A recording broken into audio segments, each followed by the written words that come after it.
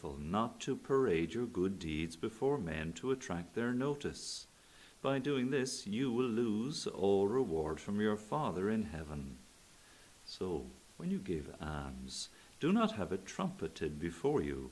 This is what the hypocrites do in the synagogue and in the streets to win men's admiration. I tell you solemnly, they have had their reward. But when you give alms, your left hand must not know what your right is doing. Your almsgiving must be secret, and your Father, who sees all that is done in secret, will reward you. And when you pray, do not imitate the hypocrites. They love to say their prayers standing up in the synagogues and at the street corners for people to see them. I tell you solemnly, they have had their reward.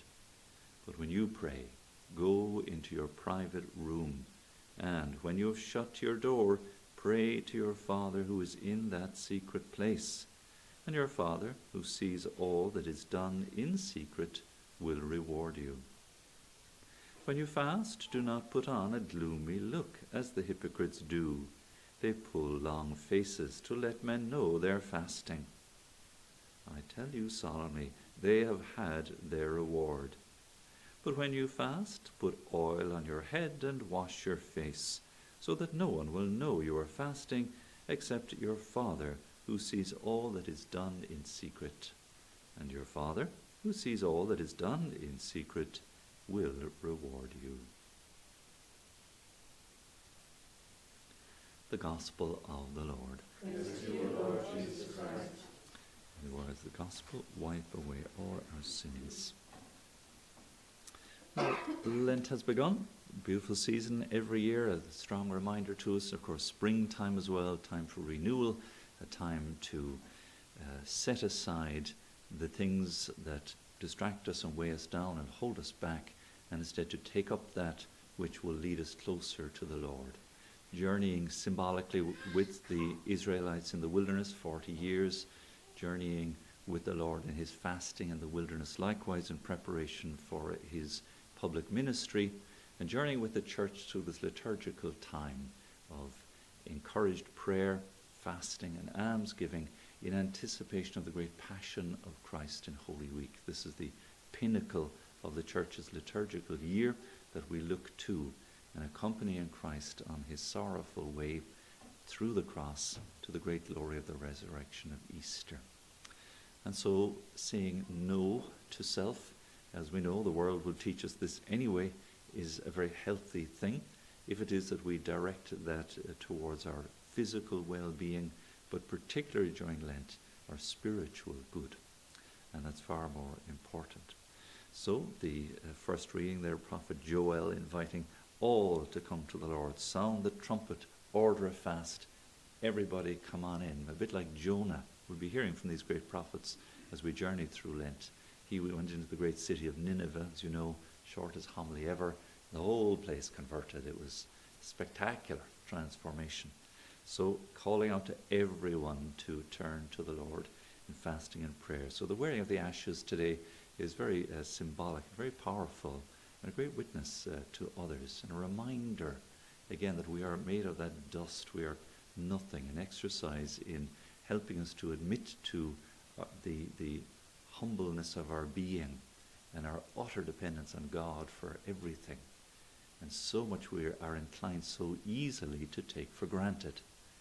And it's a kind of a short, sharp shock to the system to have to pray and fast on days of abstinence, particularly Ash Wednesday and Good Friday. We should feel hungry those days. We should feel it at least a little bit in order to shake us up a little as to what it is we otherwise maybe sort of say, well, it's always there, and we don't feel the deprivation.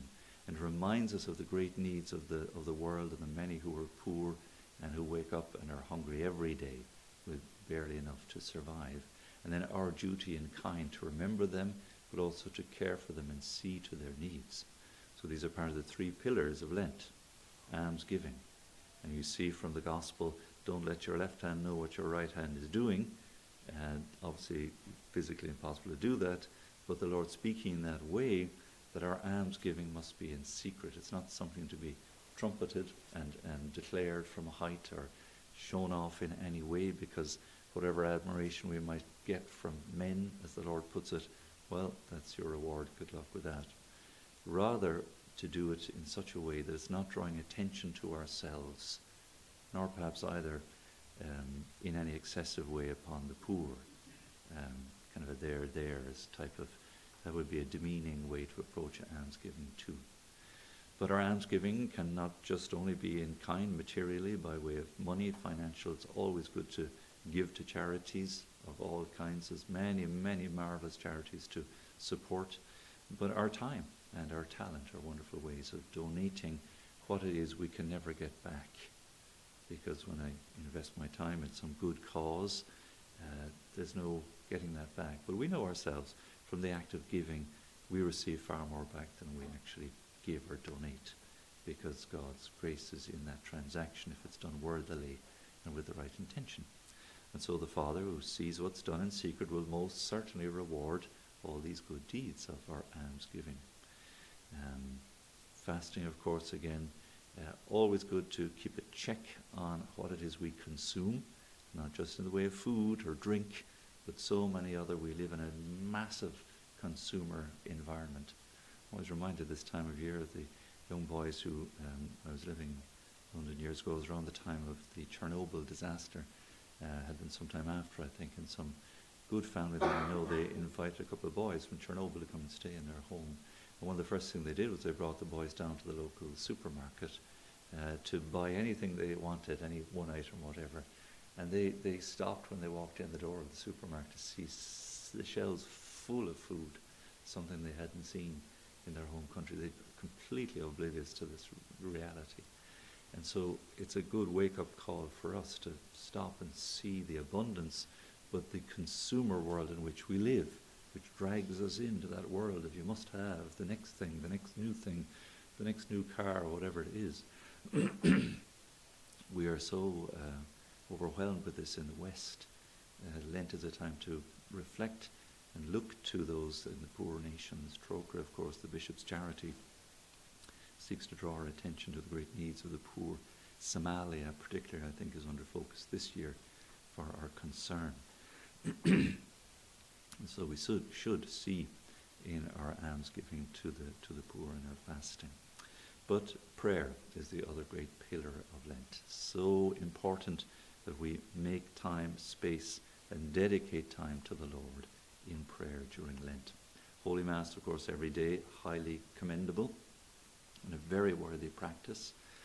But as the Lord reminding us in the Gospel too, to go into that private place in the heart where we commune and converse with God, who is our Maker and in whose image we are made.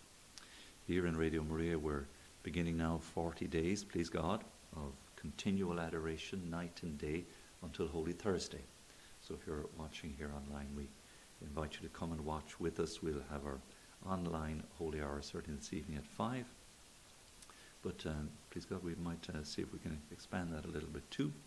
But please do consider coming to the studio here to join us for the 40 days and 40 nights, to sign your name down for a particular time that will be most helpful, and to help us to fulfill this ambition of being in prayer before Jesus here night and day for 40 days. We had a most magnificent Divine Mercy Conference this past weekend and met thousands of people, and tremendous goodwill and positive feedback towards our work here at the radio. And it's so pleased that a number of people gave me their names and numbers to sign up for our adoration here. So I encourage you all and exhort you all as we begin day one.